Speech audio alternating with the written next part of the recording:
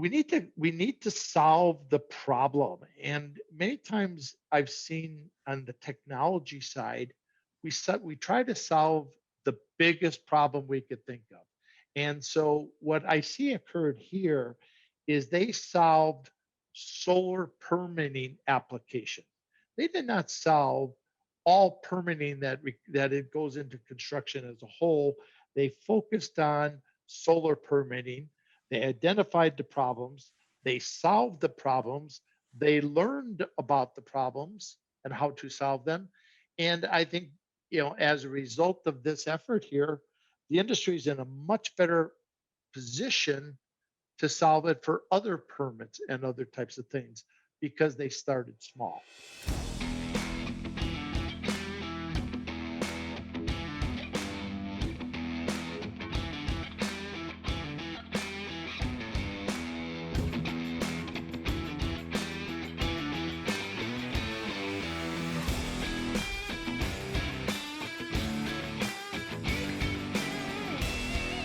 I'm the CEO of Blu Banyan, and I'm run the working group for the Orange Button initiative, which is started by the Department of Energy like 5 years ago now.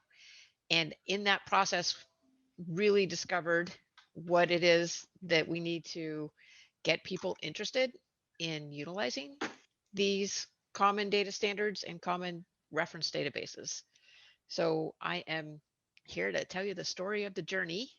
Right. And how we might work together to expand and how these expansions are happening. There's lots of exciting things that are actually coming into place once we got a kind of a stake in the ground that was solid enough that it could bear some weight.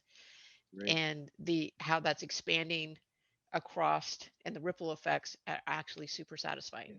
So the scenario that we're interested in is Orange Button is funded by the Department of Energy, and it is a taxonomy for the terms used across the solar industry.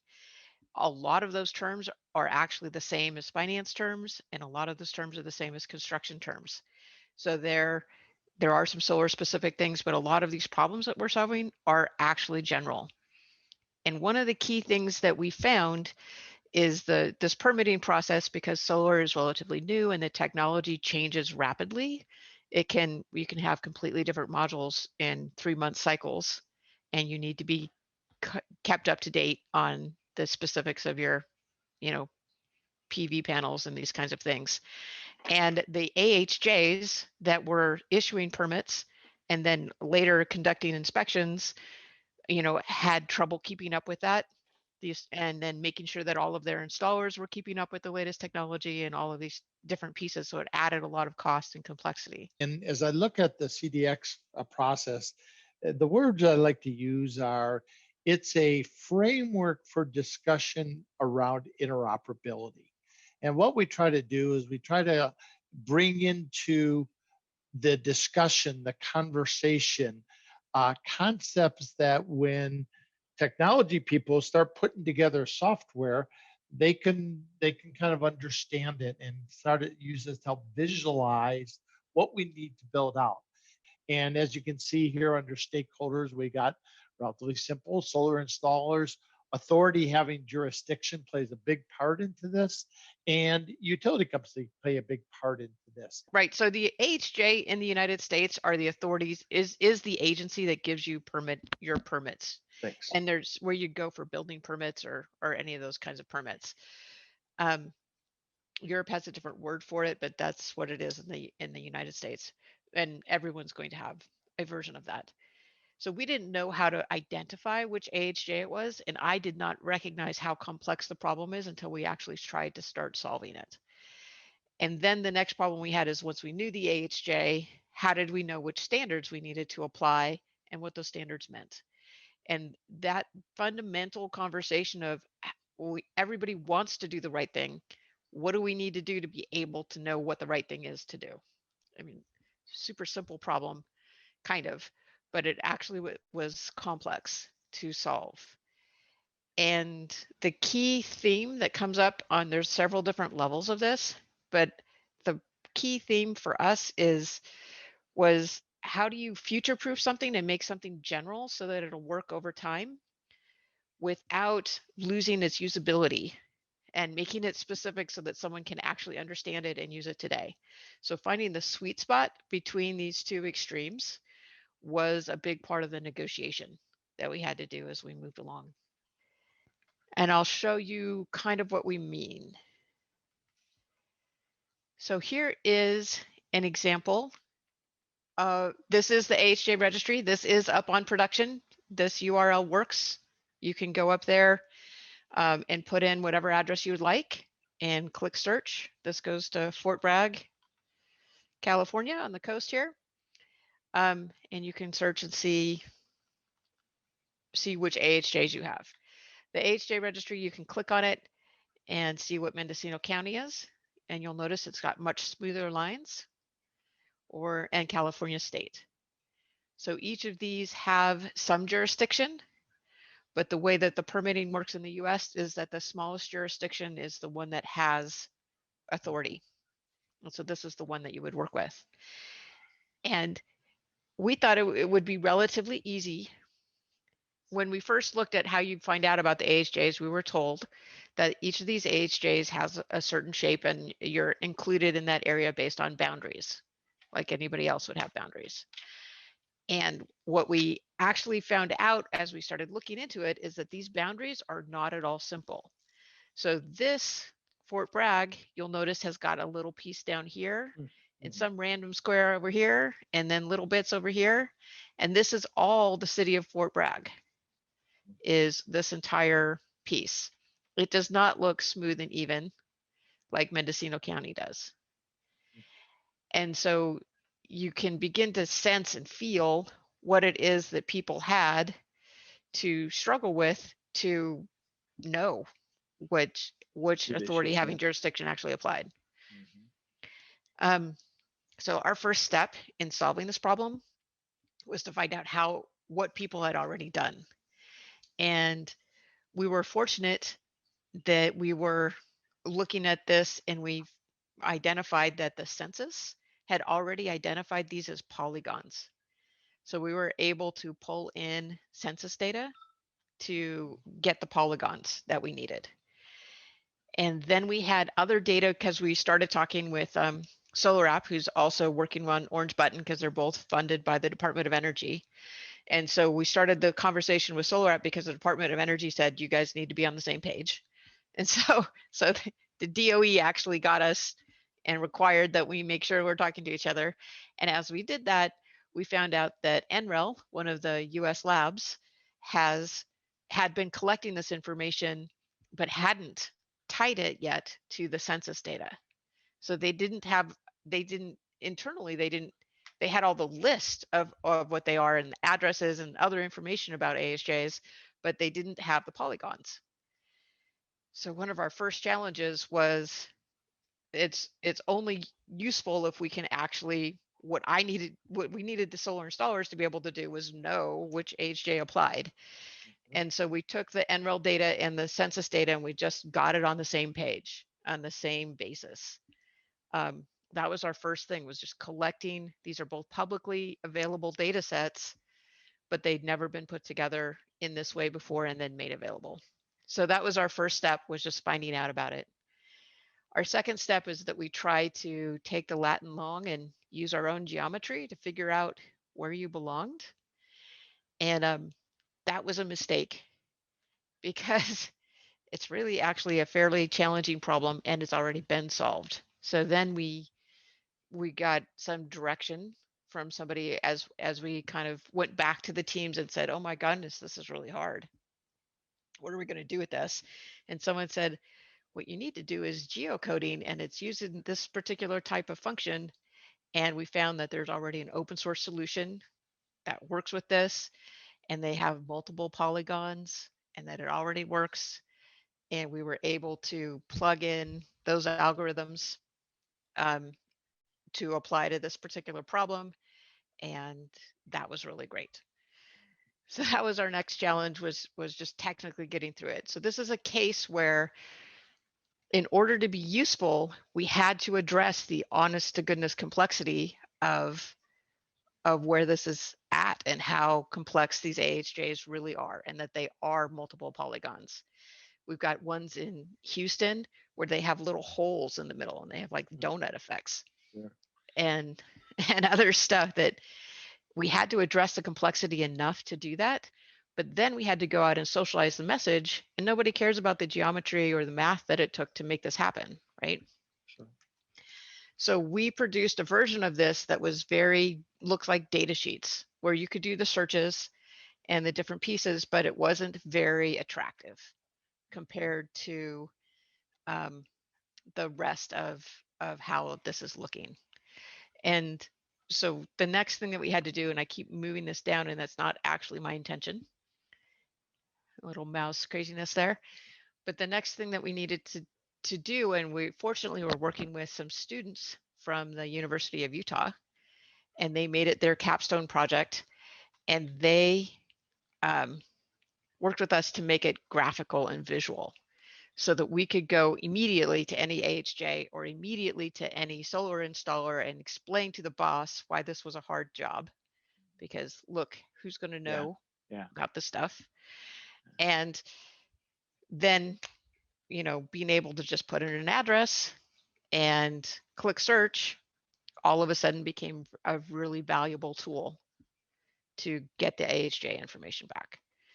So we needed a simple visual way we had to solve the problem with the level of complexity that actually solved the problem. So we had to get into the weeds, and then we had to step back and find a really simple visual way to explain the problem and explain the solution. So finding the sweet spot between the complexity and the simplicity of the explanation, it's been a big part of this process. Sure. For us. And is the registry nationwide? Yes, this goes over all of the United States, but it's not restricted to that. If we had the same data available from Canada, from Canadian census kind of information, then that could get plugged in. Same with Europe or anywhere else. So gotcha. Now, another, I guess, generalized question as I look at this, you made a comment that in this example here, there's 3 AHJs, but you said the lowest one, or the lowest one is the one who rules. Is that true? Does anyone know, is that true across all permitting? Is it always down to that lowest one? So I know that it's not always true, but it's like 98% true. 98%. There's nothing anywhere that's always true. Yeah, sure. I think it does correlate with, like, for sales taxes, for example. Okay. If you're in Del Mar, you got to start with Del Mar tax, and then all the other ones get added up.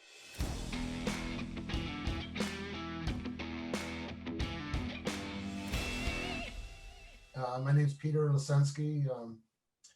I had a construction company in Philadelphia for 10 years, and then in San Diego 18 years, and then I got into software, and I've been doing that ever since. A company, Note Vault, which was acquired by Bentley, the corporation, Bentley Software, and I'm working for them now. So, gotcha. As Dennis knows, this whole everything we talk about here is near and dear to my heart. So, do you have an example of what is not that way? Not Pima County, Arizona is really crazy about when the county does it versus different cities within that county. Gotcha.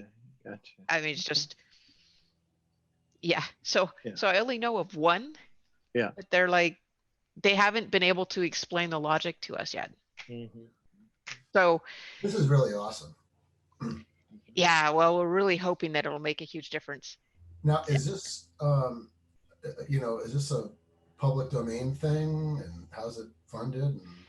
So this is hosted by SunSpec, and right now it's in early stages of adoption. So Blu Banyan's clients are all hooking into it. Everybody wants it. Everybody wants this just done for them. No one wants to think about it or have to worry about it. So all of our clients are hooking in.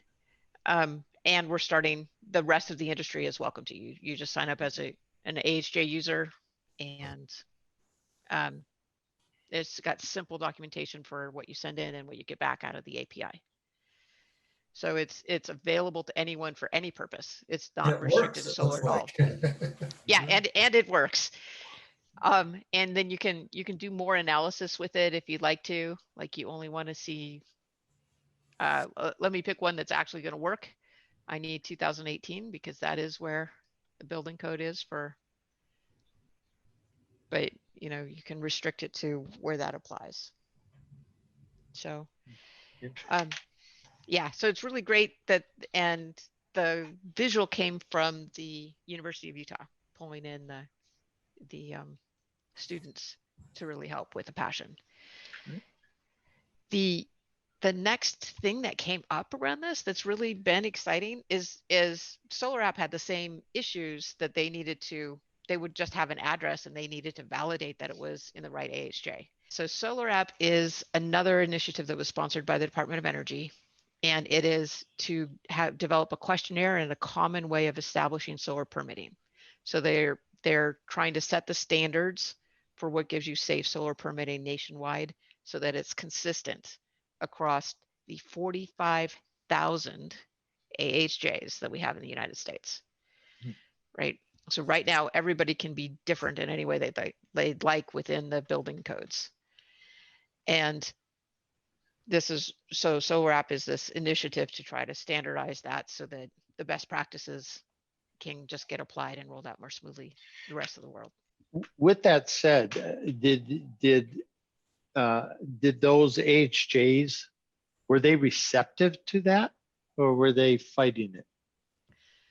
Well, we've got a spectrum on the whole side of Yeah, life, yeah, right? yeah. So ironically, COVID was a blessing because people who were resistant and like, you can walk in the door and just talk to us and it'll be fine. All of a sudden, that's not an option for them. And so their interest in going digital dramatically increased in 2020. Gotcha. Whereas it had been resisted before. In California, and particularly the Bay Area, there had been people interested in doing this from the beginning. So that also exists. Sure. So we had both. Okay. The kind of next level of thing that came up is how we're going to so we were able to work with SolarApp, and then we've got all of this detailed information about the AHJ and you know who their contacts are, and this one's you filled out to different levels: engineering review requirements, wood inspections and structures, and this is setting up where they would like to be and not where all the data is populated. But we've got like these placeholders in the taxonomy, but then this reference database that everyone can access. And we actually added SolarApp as a possible document submission method. I don't have this in edit mode properly because my login, but we added a submission method that SolarApp was its own method to add in here. Gotcha. And then it could get issued via SolarApp as well. And so by connecting those two. So over time, then ideally SolarApp is adopted by more AHJs, and with someday there could be a major adoption, which is great for the world. And if you hit into an AHJ where it's not, you still have a tool that tells you how you have to submit within that AHJ. That's nice. That's handy. And it gives you, if you were used to using SolarApp and you went to an AHJ that wasn't, it gives you a basis for saying this would normally be an accepted permit. Sure. You know, so you can apply some social pressure there to get everyone to agree. The next thing that's come up just recently is that NABCEP, which is the certifying board for solar installers, has different training programs and different questions about how your inspection questions and things around the different building codes.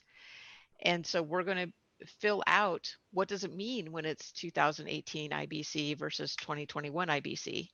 What different questions should you be asking or should you expect? And this is actually well-known information, but it's not well-published information. So by being able to tie in those questions, you can actually proactively say, when you're done with a job in this jurisdiction, according to these codes, these are the questions that you should be able to answer and expect to get inspections on. And if you don't know what that means, here's where the training videos are to get it. And so we lift up the whole rising tide for all boats kind of thing. So the first step kind of in the process here that the installers have to go through is identifying who the AHJ is. And that's kind of what you've identified here. So then what happens? So they identify who the AHJ is, and then they'll want to submit their permit. And if it's a solar app submittable permit, then there's a nice, easy way to do that, to submit the permit. And we're working out exactly what those taxonomy terms are, and then we're building the API based on that. So that step is actually in progress, but we do have the infrastructure here in the AHJ registry to support that. What about fire departments? Mm-hmm. Does it cover fire departments? It does cover fire districts. So fire districts are smaller than cities, and so they will show up too if it's relevant. If you've got an address where you know that that's applicable, we can put it in here, but I actually don't want to have one off the top of my head. What's your thought there, Peter? I think I might know what it is, but I'm curious. Because when you're pulling a building permit, right, you go to the building department and all of a sudden you're running around town because you have to go to jump through this hoop, right? You got to go get the fire chief to sign off on this or something. And the fire chief and then could there's be sewer, right? It's another district could be not very even close, and then you're trying to get the permit, right? You didn't even know about these companies until you're in the process of pulling the permit. Interesting. And that would, I think, if I'm tracking with all this, that would be an example where the city could be the AHJ for the building permit, but for the fire inspection, the city doesn't have a fire department. That's handled at the county level. That would be information that could be potentially mined. Because you need a sign off from fire to get occupancy. Exactly. Okay. Yeah. Are you covering school districts too and those things? Or? We are not covering school districts. But at this point, fire if they're applicable. Yep. Because school districts would be another one because you have to pay school fees, right? And that kind of stuff. Interesting. Right, and if we had the polygons, then we could add that in actually. Oh. Who's paying for the work? So this was actually sponsored by SunSpec and Blu Banyan primarily. Okay. NREL and Orange Button, Department of Energy, and NREL participated. How do you spell NREL? NREL. NREL. So that's an acronym, or? Yeah, National Research and Engineering Laboratories. They're in New Mexico. They're sisters with Sandia Labs. Oh yeah, I've been there. I'm working on another group where we're dealing with transformation or movement of data from a contractor to the surety side of the house. And specifically there, we're talking about the work in process statements. And of course, the stakeholders and the personas are going to be drastically different. But we found this framework that it works extremely, extremely well to kind of walk through these different processes that end up, allowing us to put together some very simple processes like we're illustrating here. But the one, if you had the chance to read the CPC publication about the RFI process, you're going to see that, the framework seems to work very, very well. And those of us in software involvement, it's process mapping, it's visualization of the different personas, things that we're very familiar with. But we were finding that this methodology of opening up the discussion seems to work pretty well. I have another example of kind of how we needed to future-proof versus not. Sure. If you guys are interested. One of the things that Orange Button was started from XBRL, and XBRL is this financial, XBRL is just a language, but they built financial standards so that every publicly held company reports their financials in XBRL to the SEC. So everybody everybody does that. If you're a publicly reported company, you're required to do this. And we found that XBRL was really difficult for us to find anybody who knew anything about it. And so we ended up doing this in JSON, but we adopted the XBRL kind of thought process about how it is that we would future-proof the data and enable it to expand across many, many, many players. And one of the key features of XBRL is they have these primitives with every data element. And if you don't use it, you just leave it off. But in every element, you would like identify the unit and the value explicitly and separately from the JSON. So if we look at energy consumption and we do something that has actually got a unit like energy AC, you would see that this is in this energy type unit. And so if you had 10 kilowatt hours, the unit would be kilowatt hours and the value would be 10. And you would say the decimals were, or your decimals or precision, right? And precision was 2. And you might say it was from 9 to 9:15 a.m.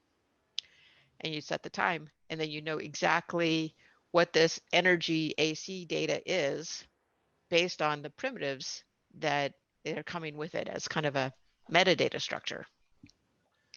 So, well, just, I mean, question, I mean, this is way beyond just AHJ, right? I mean, Yes, this is actually a super clever way of setting up taxonomies for anything. And this is actually for the entire site, not just the AHJ is one feature of a site, right? so this is proprietary then, the rest of this part? No, this is all open source. This is how XBRL works. And the SEC requires everyone to do it in XBRL. This is how the part that the SunSpec Orange Button, the working group did was to kind of translate it into how we're going to use it in JSON, which is by using these primitives. And it does require you to think about your APIs a little differently because it's easy to say, how many kilowatt hours did you produce? And then just pass in 10. And that's normally how you would do it. So, but this time you have to say 10, and then the unit is kilowatt hours. But it gives you, by adding that level of complexity, it future-proofs you for, you can work at residential, commercial, utility scale, you can talk megawatt hours, you can do what you need to do in order to report the data. And it gives you this interoperability. If people anonymized it and used it for research or analysis of the grid resilience, they understand exactly what the terms are because it's structured in the same way consistently. And so this is a huge part of the power of XBRL that we have adopted into the Orange Button solar taxonomy, that I recommend everyone who's thinking about kind of generally publicly available data interactions to think about. These primitives have been tested over a lot of years of usage and are super powerful as a set. Dennis, do Great. you guys use XBRL at all? Is there anything you guys have done with that? Let's say in terms of WIP reports and stuff like that. It's something that that's part of the work that we're working on the surety ERP integration, and WIP reports is definitely fits into there nicely. I haven't gotten personally into the detailed technical side of it, but that is a direction we are exploring, first CPC as well as Sage, in being able to submit that using XBRL. So yes, I would say yes. Back to our scenarios that we've mapped out in the CDX. Do you think you could maybe just kind of walk through scenario 1 and really just hit it from a persona perspective? Right. So it starts with just the AHJ data existing and them defining their roles. And that exists independent of anybody doing anything. And then you've got a specific solar installer, which is the SI. and their project manager. So once they've got a particular project, that solar installer is going to take the address and send it to the AHJ and then just get back all the data about Do they do that what they need directly or do they through Blu Banyan? they're doing this through Blu Banyan Okay. that we just run through. But you access the API to the AHJ. Blu Banyan is using the API for the AHJ registry, which is available to anybody, Okay. right? So they anyone have some can do sort that. of project screen they go to and say, check the AHJ, and it goes and does that. Actually, it's even simpler. They Okay. put in the address, click save. The system go gets the AHJ. When they get the screen back, the AHJ is displayed Gotcha. there with the Gotcha. right rules. Okay. And so that gives them the parameters, and then they go back and their designers look at the system and all the specifics about it and produce the permit application. Okay. And so Solar App is referencing the same AHJ rules that the solar installer is referencing, so that they're both on the same page about what are the requirements are. And then they go through and they submit it with the Solar App, and that is where they do say, submit to Solar App. Gotcha. And it goes, and that actually sends it to the AHJ person specifically who's going to review and make sure that it does, their request really does meet all of their requirements. So in Blu Banyan, when you query the AHJ, that now who the AHJ is, as well as other data, and they're working now on filling out that permit application. Is that permit application then customized to the AHJ based on what their requirements are? Currently it is not. Okay. But it will over time. It has the ability to do it because you've got that information. Okay. Exactly. Great. And then as you add standards to 2024, for instance, let's say, then Solar App can adapt, and then everyone will just know the new standards because Solar App will have put them in place. Gotcha. And now the part that I don't see in this graphic here, that I think got left out actually, is so the guy goes in, fills out, they get the application filled out, they press the button, that gets submitted to Solar App.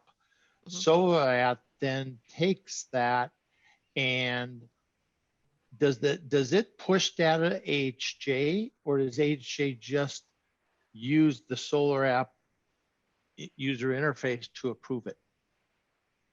It could go either way. At the moment, they are using the Solar App user interface. Okay, that API is not all the way to production yet. Gotcha. But they at least have it in their queue. They know that it exists. Gotcha. And then they click to go see it. And probably depending on the size of the AHJ and the complexity of the AHJ, whether or not they actually have internal applications, I'll call them applications, to process that permit, that will vary from AHJ to AHJ, which again, the key is the simple, easy movement of data, which Solar App facilitates that.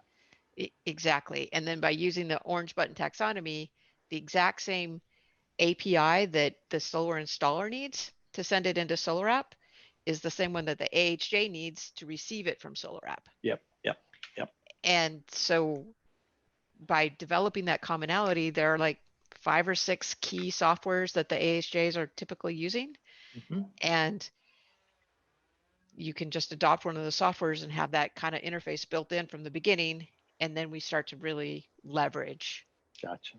If you think about the contractors' exchanges, relationships with the AHJ, the next one that eventually also comes into play, which I'm not going to dive into this today, is that the superintendent out on the job or the project manager has to order an inspection. And again, that's an area which I have heard in the industry sometimes can take a long time, and part of it's because of the systems we all use. And so another example of pretty much using the same process is request for inspections. So as you look at the surety side of things, and you look at, again, using solar here as the example, Dixon, I know you've got this whole bond validation concept. How does that fit into being similar to all this?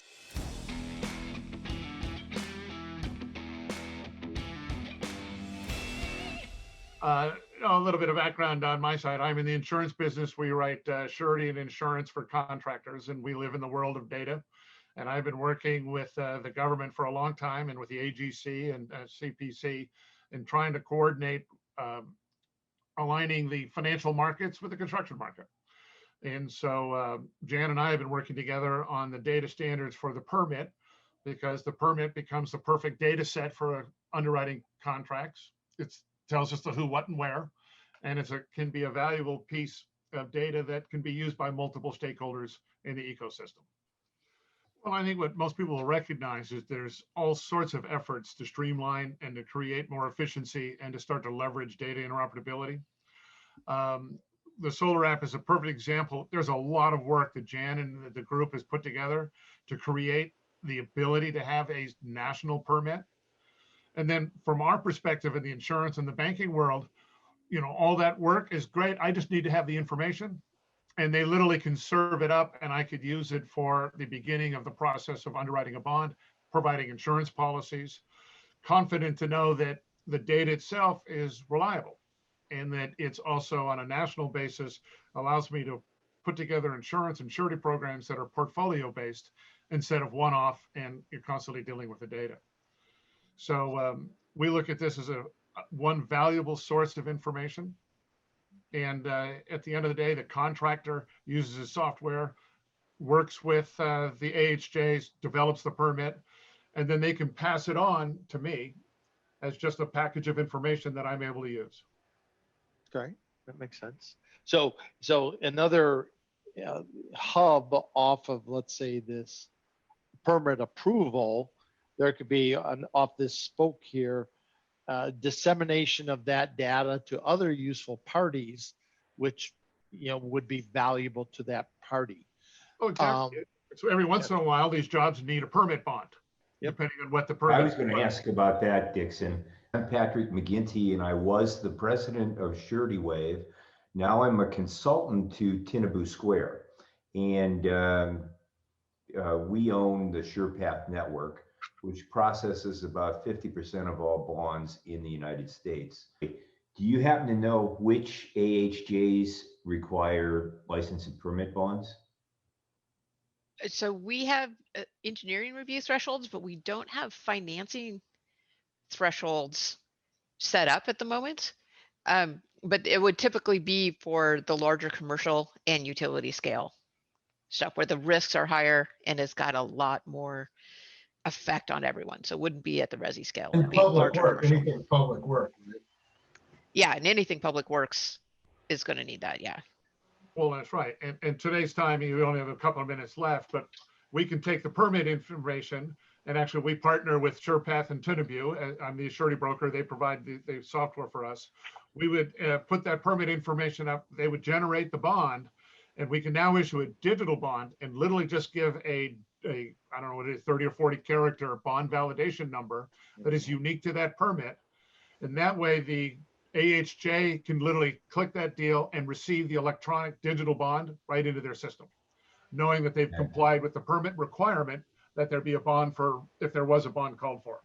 Do they have the ability to receive that data now? They do. The digital bond has been used in DOTs for 20 years. The public agencies are now starting to realize that the digital format is a lot better than the old paper format with the jurats, the seals, and the notaries, and the FedExes and wet signatures. And to Jan's comment, it is seriously accelerated with this COVID, because the ability for people to get together and put together the document is hard, let alone to receive it. If you can receive it digitally, right, and pop it right into your system, then the efficiency is now being not only recognized, but it's kind of mandated because they can't do it any other way. There's a doubling of the jurisdictions that are now accepting electronic bonds just this year. So it's quite interesting. I have to run, but I appreciate what's been presented so far. And, you know, Dixon, keep me informed. Thank you, Patrick. Appreciate it. Absolutely. Just for my understanding, Dixon, on the permit bonds, those are required before the permit is issued to protect just in case the bond can't be issued. Is that the purpose of it?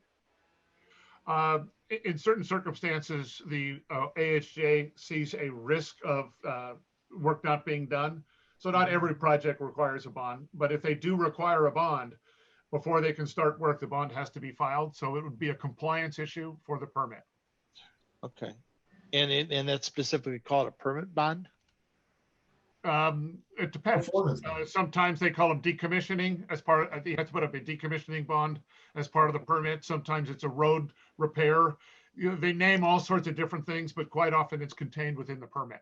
Gotcha. Okay. Okay. Let's see. How much time do we have left? Is there a countdown in this thing? No, and I think our ticker is going to hit us back.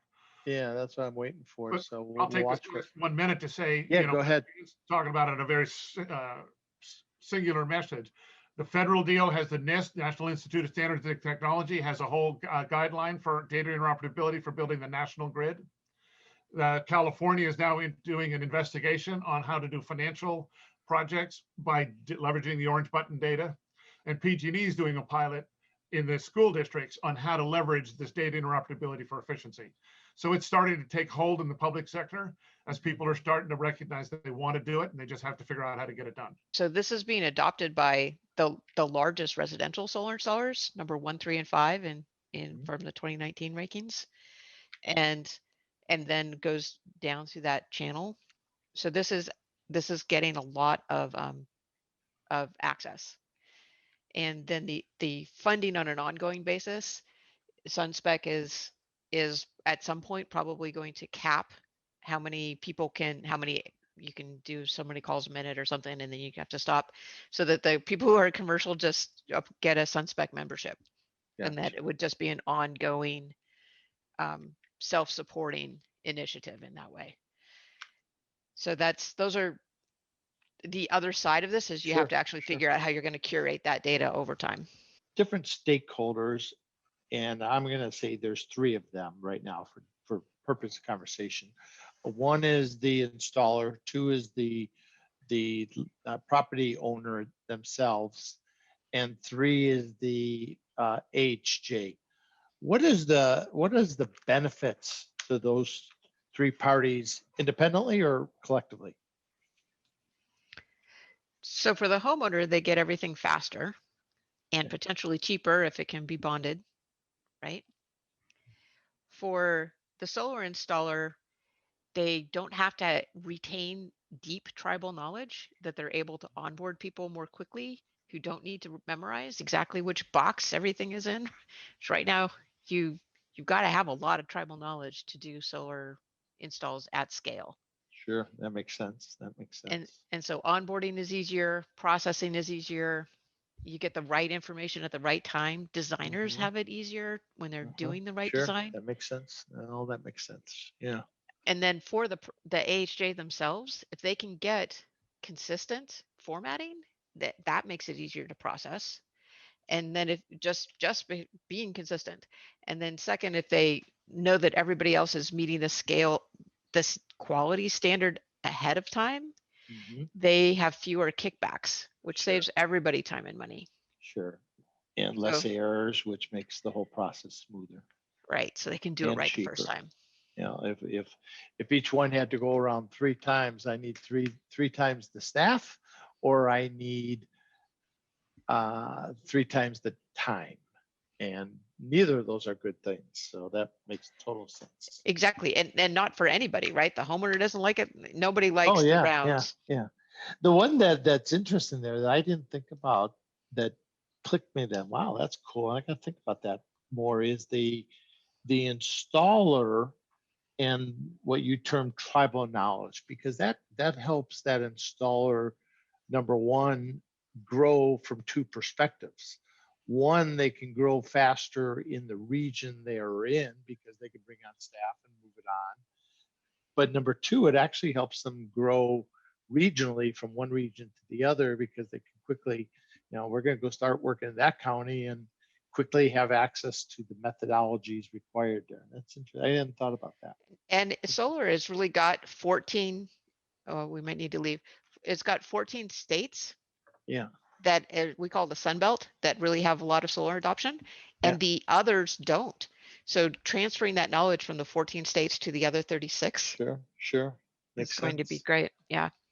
All right. Well, we've got to leave in 40 seconds. So I will do my best to recap some of the conversations we had, some of the learnings we have. And with that, why don't we all head back to the main room? Jan, I appreciate your time and discussions. Dixon's appreciate it. And we'll talk to you all shortly.